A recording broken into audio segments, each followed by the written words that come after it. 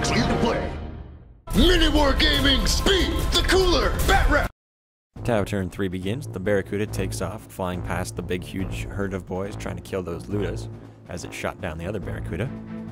These Tauu, they rush into the cover here, or rush right to the edge of the cover, and get ready to go into that building, like this Hammerhead does.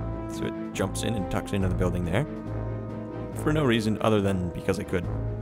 And these Fire Warriors also back up, everyone moving back because the Orks are almost there, and remembering that they can now charge 2d6 instead of just 6 inches.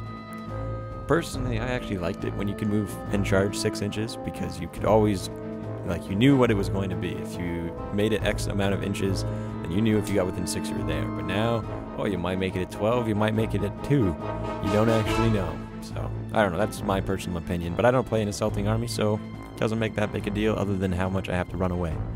Fire Warriors jump out of their path, or Devilfish, and the tank moves and makes way for the battle suits, who jump on the other side of the wall here and move up against almost, but just a little bit behind, because so he would get a cover save, but the Pathfinders are sitting right there. These Fire Warriors, they back up from the wall because they know what's coming and they want to get out of the way as well, but they make way for the Hammerhead, which takes their place, sitting right up behind the Aegis defense line. Shooting starts, Barracuda shoots into the Ludas up there. Its integrated marker light misses, but it has all of its burst cannons and its ion cannon and its missile pods now, so it gets a whole bunch of wounds. And now he's got to make his 4-ups, and he fails 3 of them. So the front 3, 4, actually he failed 4 because he has a 6-up. That's right. Or no, 4-up cover save. Never mind. Anyway, they failed 4. 4 died.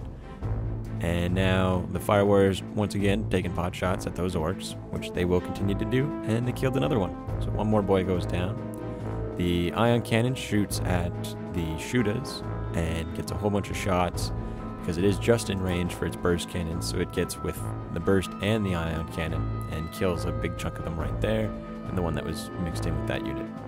The stealth team shoots their burst cannons into the back of these Orks, hitting on 4, so it was pretty much all 5s there, then wounding on 4s because he does have a high toughness, but he fails the armor save and removes the Knob, who was actually the one who got killed because he was the one closest to them. And once again, we did forget the lookout surge, so it may have been different right there.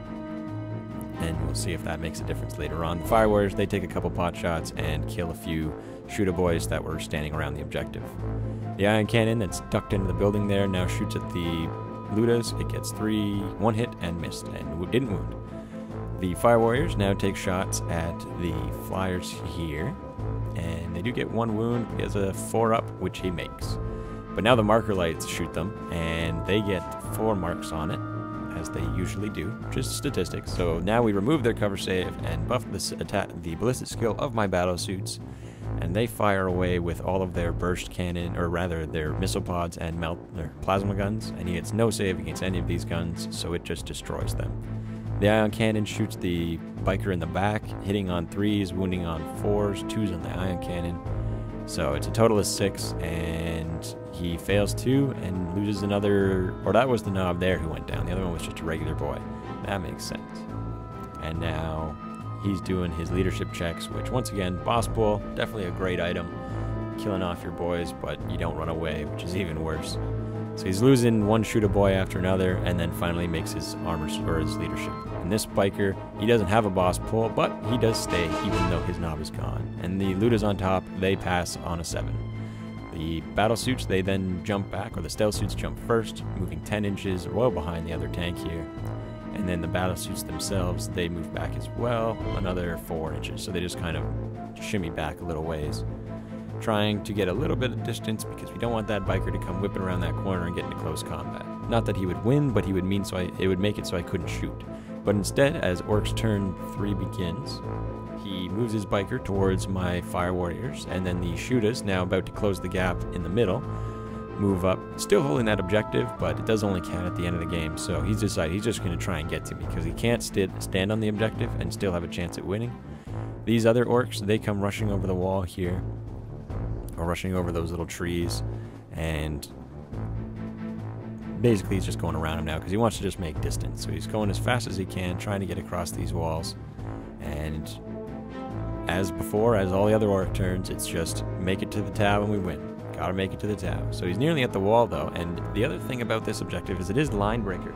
So these giant herds of orcs, if they make it over that wall, which is exactly on the edge of my deployment, he's going to get a point for every one of them that makes it over there.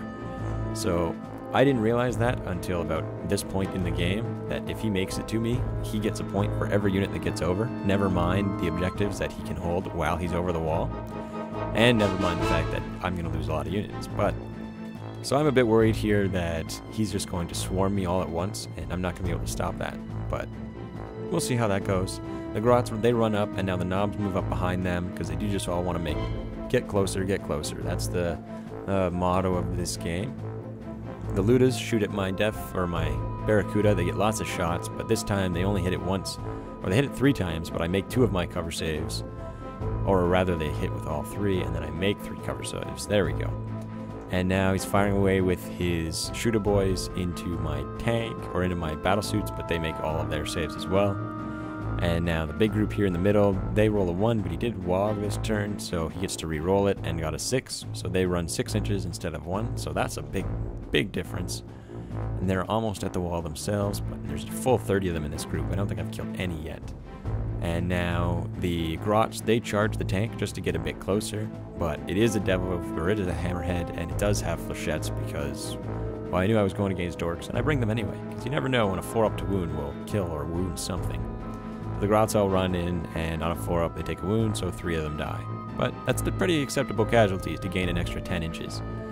The boys, they try and charge my Fire Warrior team there, but the Fire Warriors do get to stand and shoot, and they do 3 hits and 3 wounds, which is actually just enough to make it so the boys charge didn't make it. The Knobs then move up, trying to do another run, and they roll a 3, and then he rolls a 1, so he actually doesn't get further thanks to that wog. And now the Orc, who was in the bike, shot at the Fire Warriors and does a wound, and I fail my armor save, so he dies, and now he charges them, but they get to shoot back first. Whole bunch of shots. They actually only hit with 2, but they do 1 wound, and he fails his save, so that biker dies. Now they shoot away at my battle suits with the shooters, and or rather he tries to charge them with his shooters, and I get to stand and shoot and kill the front 2, so he does not make it. But now they are almost close enough. They've started charging, so stay tuned for part 4 and see if they close in and kill the rest of these Tauu.